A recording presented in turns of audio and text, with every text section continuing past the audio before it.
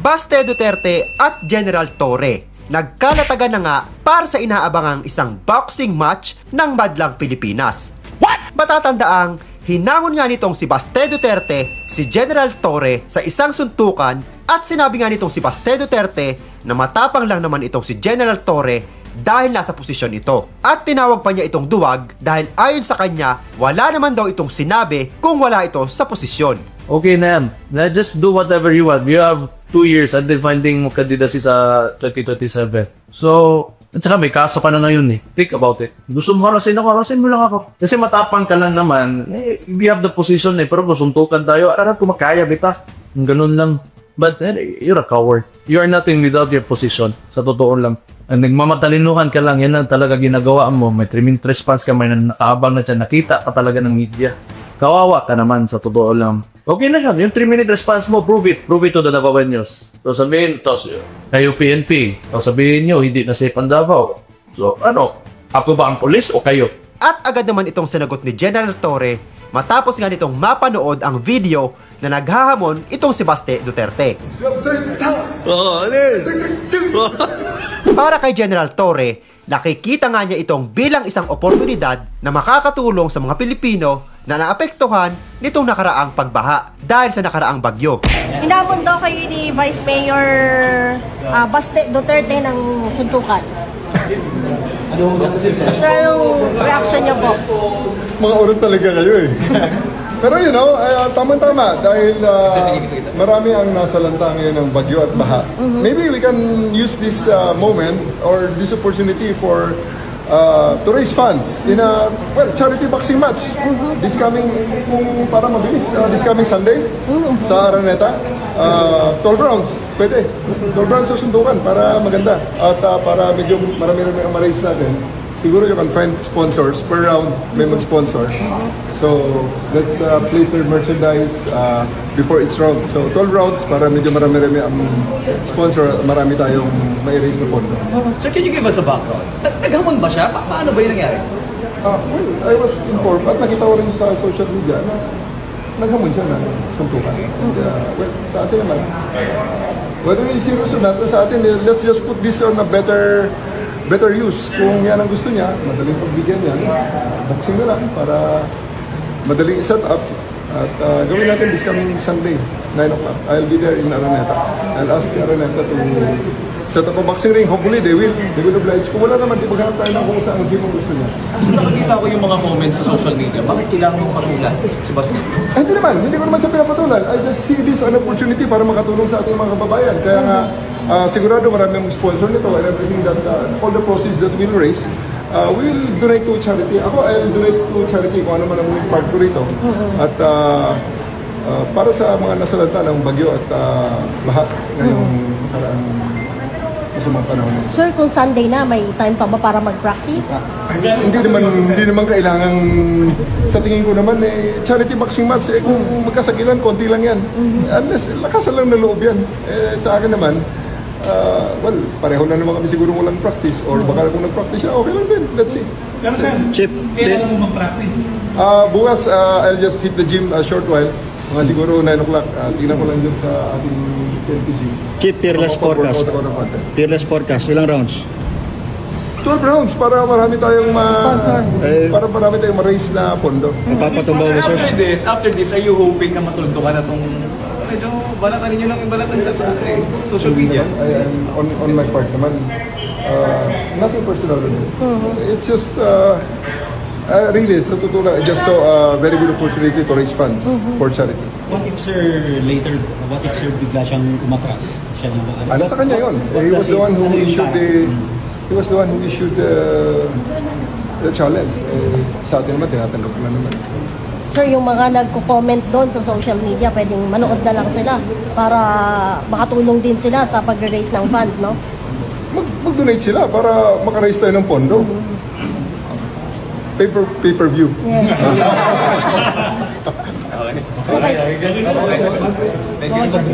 Okay po, sige. Maraming salamat. Matapos nga masagot ni General Torre ang hamong ito ni Baste Duterte, ay agad nga rin itong nagbigay ng kanyang pahayag. Kaya lang, sa pagkakataong ito ay nagbigay niya nga ito ng kondisyon para lamang matuloy ang inaabangang boxing match sa pagitan ng dalawang panig. Huwag kang mag-alala, Torre, kasi matagal ko na talaga gusto makabugbog ng unggoy. Kung gusto mo lang talaga ng suntukan, bakit kailangan mo pa ng charity? Why do you need kailangan mo pang gamitin yung nangyayari ngayon na baha dyan sa Metro Manila? If you're really serious about this, kung gusto mo yung charity na yan and you've laid some conditions, then let me lay my own conditions for the event. Kung serious ka talaga, ha? These are my conditions. Pakiusapan mo yung amo mo na presidente and let it come out of his mouth that all elected officials should undergo a hair follicle drug test. Papalagan ko yung charity mo na yan. Wala problema.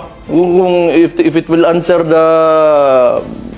the issues nitong bansa natin, I can do that.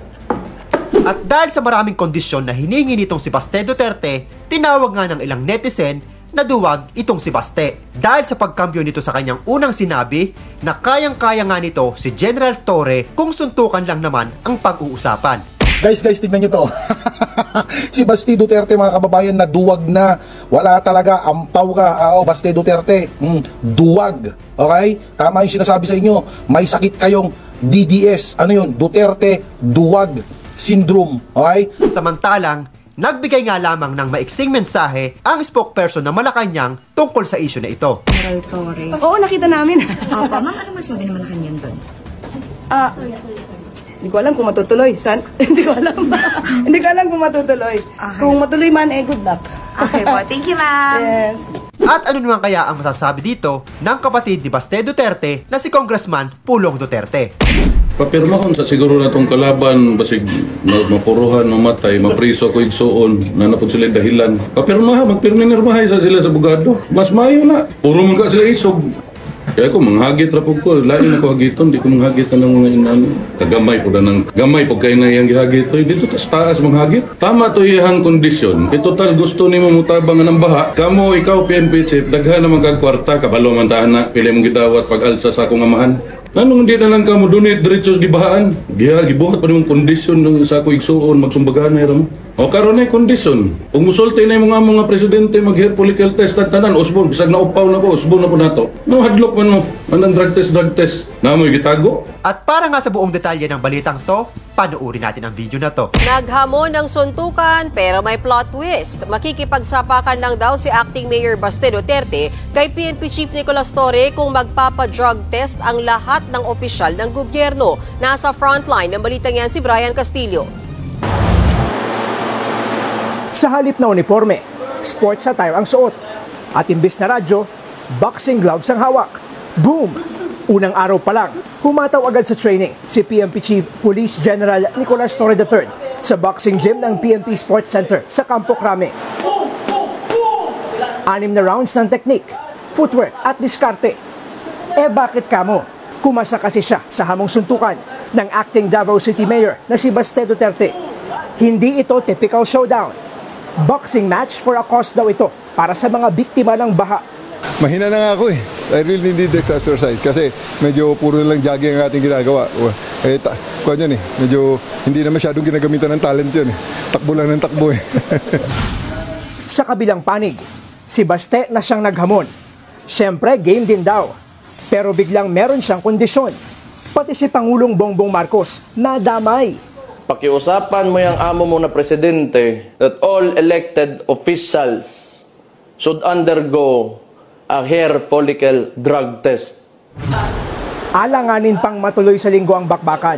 Ang sigurado, hindi na yan sa Araneta. May nakabook na kasi, pero di raw yan problema. May ring na sa Rizal Memorial Coliseum.